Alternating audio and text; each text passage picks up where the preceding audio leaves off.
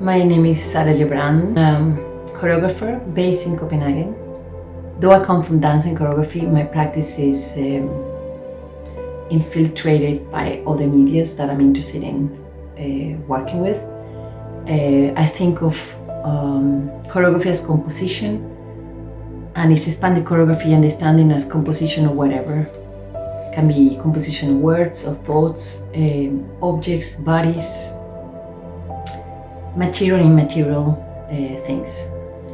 Therefore, my practice can be said that is not specified as only choreography of bodies in the space, but it's also choreography of whatever things in whatever space.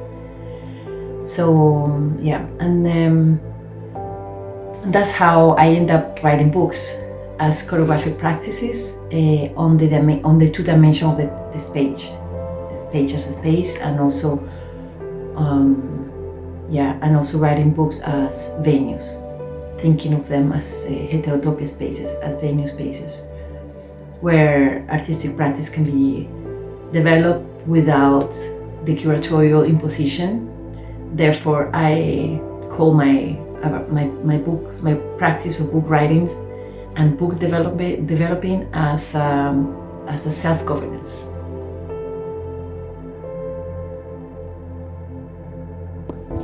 I'm going to introduce my books. The first book I written in 2017, it took about 2 years. It's called Another Hole. And it is a choreographic practice on the two dimensions of the page, as I said before. I used choreographic tools for writing. And then of course other tools appears in the writing, which is not just choreographic tools that I use on the stage performing, but also on the page as a stage. That's another platform. Among the choreographic tools is fragmentation and superfragmentation.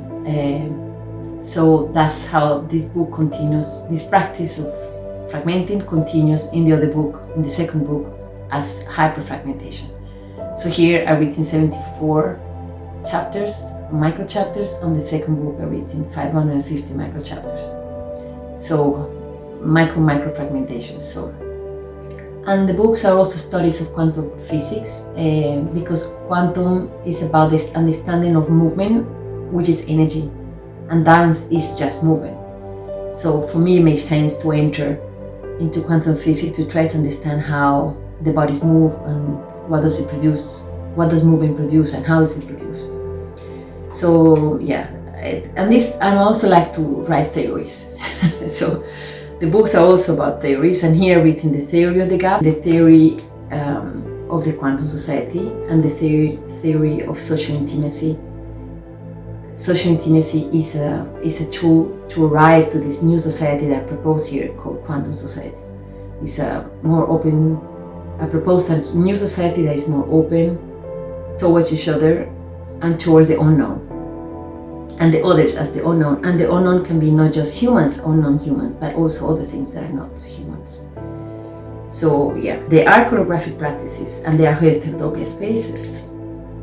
The need of finding this non-curated space, or self-curated space, where I can practice instituting my own knowledge and the knowledge of others through my own practice, which is what I also call the self-governance of one's own doing. There are many figures here. Then it also signifies, and it's another lexicon of reading, you know. So yeah, for example, what's happening here. So that's another reading, and it's very performative, because also some chapters proposes you to stop reading and do some physical exercises in between lines, and you come back to the text. Other chapters propose you to read those chapters by following a QR, which is in the end of the book. So the QR is called DJ for readers. So this QR is 80 playlists for different chapters of this book, and the other one is for reading all the other books that exist in the world. How do we manage to find spaces that more than one person needs in the society, more than two persons needs? So common spaces for the practices that we need to develop and we need to exercise and doesn't exist and is not available. So yeah, among other things. My teaching has really expanded. So I teach in the Art Academy in Copenhagen. I was teaching these choreographic tools for writing at the Forfatter School and the Literature School in Copenhagen, Architect School, the Dance School in Stockholm.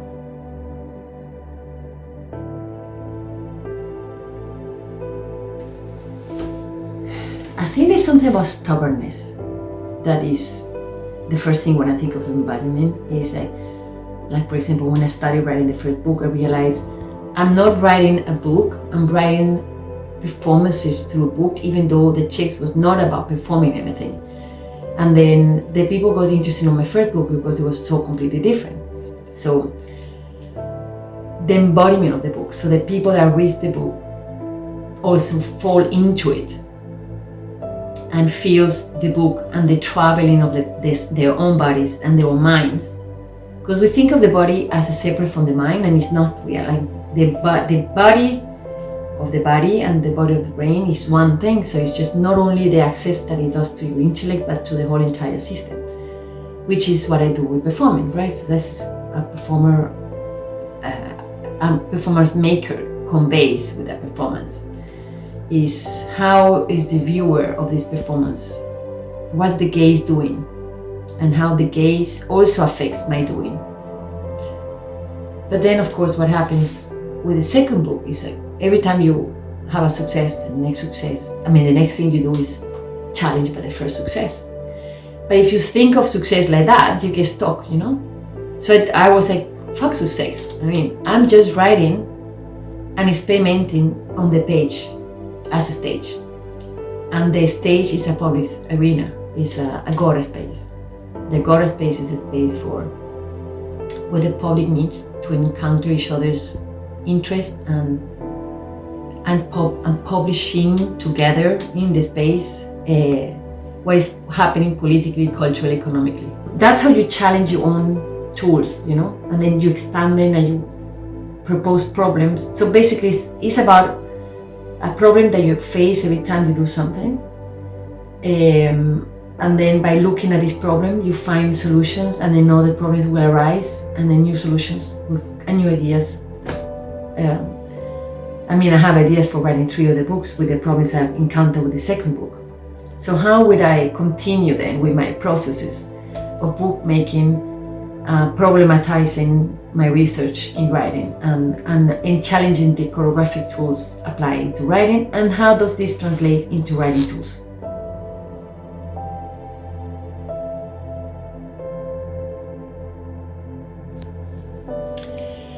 So, continuity in one's own practice is very important when we think of sustainability. Continuity means instead of dropping what you're already into, is finding a way of continuing what you're into, even though all the circumstances around you is against that. And the thing I always teach also to PhD students is like, stay with your desires. Desire is the most important thing in doing artistic research practices, artist-based practice. It's finding the desire to stay with what you are, with the things you are, and finding the people that also supports that way of thinking and doing. Even though you could have the whole institution against you. So finding the art, and there's a lot of interesting schools, universities in Europe that has understood the need of the artist in researching. Sustainability is ways of defining your desire and the ways of making the desire coming through.